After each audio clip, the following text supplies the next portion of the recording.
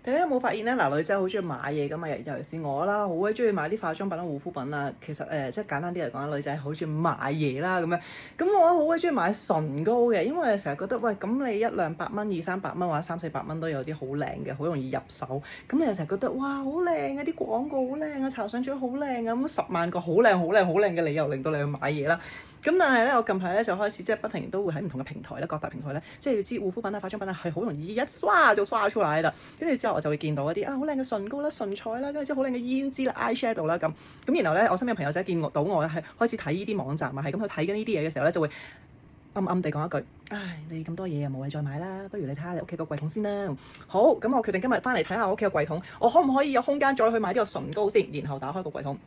噔噔噔噔噔噔噔噔啊！我覺得係爆咗㗎，我已經冇能力咧，同埋冇空間咧，再去買呢個唇膏住啦。咁啊，除非我哋清一清啲嘢啦。咁我今日咧就帶埋大家一齊嚟清一清啲嘢咯喎。咁不如俾大家望一望，我有啲有啲誇張先啦。首先係。弱弱打開俾大家望一望啦。嗱，首先講真，即係我唔係一個非常之整理嘅一個女孩子啊，即係我唔係嗰啲好有規矩啊，即係好識執嘢嗰啲，我就唔係嘅。我係好需要一個嗰啲叫咩收納師咧去幫我手嘅。咁但係我係冇啦。咁我啲 mascara 啦，同埋我啲 eyeliner 啦，係會一齊咧擺晒喺個櫃桶度嘅。咁啊我成日都會睇 eyeliner 啦，然後我打開櫃桶發現我仲有好多支 eyeliner 全新嘅，係啊全新嘅，係完全冇喐過嘅。我反而係驚打開之後咧佢係會乾咗嘅。咁然後即係 mascara 啦都係全新嘅，係啊全新嘅，係啊有排用啊呢度其實。所以我真係冇乜必要咧再買嘢嘅。咁啊，包括咧，我成日都話，我成日都唔夠嘅潤唇膏啦，然後我發現我潤唇膏啦，跟住之後咧，仲有啲好抵嘅潤唇膏啦，同埋覺得做好多潤唇膏啦，潤唇膏啦，好多潤唇膏啦，呢啲又係潤唇膏啦，呢啲又係潤唇膏啦，即係各式各樣各大牌子啊，平啊貴啊我都有嘅，跟住係潤唇膏，我究竟有幾個唇我需要用咧？然後咧，因為我真係完全唔識收納啦，完全唔知應該點樣執好啊！我真係有啲咧無從入手啊！咁如果喺睇完條片裏面有啲朋友仔係做收納師嘅話咧，可以 inbox 我啦，話俾我知其實咧收納嘅要訣係啲咩咧，竅門係啲咩？咁我而家咧就冇辦法啦，咁我只能夠不如我揀咗一啲分咗類先，首先將佢，譬如一啲潤唇膏啦，我就要分翻去做潤唇膏啦，係咪？咁係咪容易啲處理？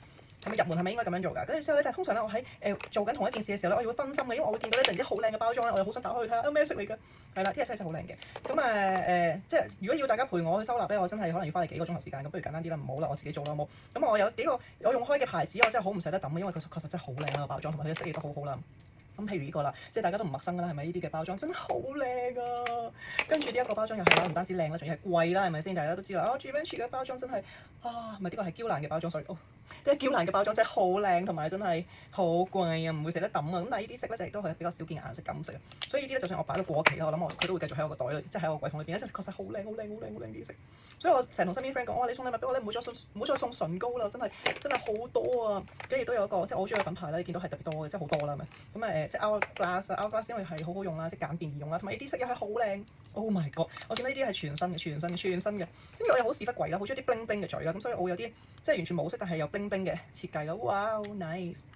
咁我有陣時又中意用下 lip gloss 啊，頭先見到好多都係唇膏啦，係咪？咁但係有陣時我又好中意用下啲 lip gloss 嘅，咁呢啲有 lip gloss 啊，咁但係咧即係 NARS 嘅品牌嘅唔好處就係佢隻膠咧開始粒地就唔得啦 ，sorry 冇得留啦，冇得留低啦，呢個冇事，呢個冇事 ，OK 可以繼續 keep 嘅，咁一啲開始粒嗰啲咧又唔得啦，咁但係咧即係 NARS 除咗呢個係潤唇膏好多啊，阿媽呀！我就喺呢個潤唇膏我中意嘅牌子見咗，我都有好多係未開嘅。咁當然呢啲 Chanel 呢啲嘅 lip gloss 又係不能夠錯過，但可能已經係好多年前嘅設計啦呢啲。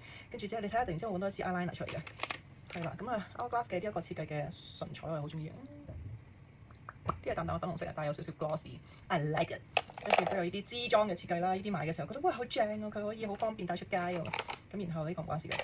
完全一啲唔關事嘅嘢，我擺埋一齊咯喎。咁譬如呢啲啦，就 lip gloss 啦，呢個 Giorgio Armani 基本上噏得出同噏唔出嘅牌子啦，我都會出現喺度，好犀利我覺得我自己。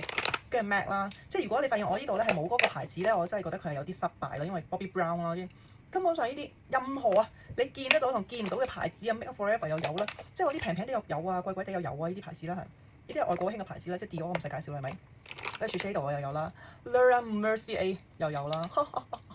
係咪好厲害？我都覺得自己好厲害。有冇一個方法可以令到我一次過帶多啲唇膏出街嘅咧？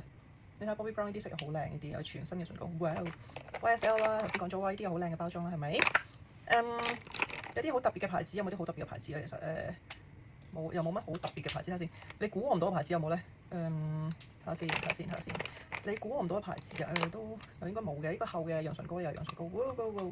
See, I have so many 潤唇膏。呢個 concealer 又唔知點解突然間出現啦！嗱，首先亦都可以介紹一啲好特別嘅顏色，特別到咩？特別到呢隻藍色咧，完全係唔知點樣用。不過佢真係好靚，跟住之後我又買咗，救命啊！我哋只係攞咗一部分出嚟啫，因為咧你睇我個櫃桶裏邊仲有，哇 ！Oh my gosh！好啦，我要把握時間去執一執個櫃桶啦，唔同你講住啦，拜。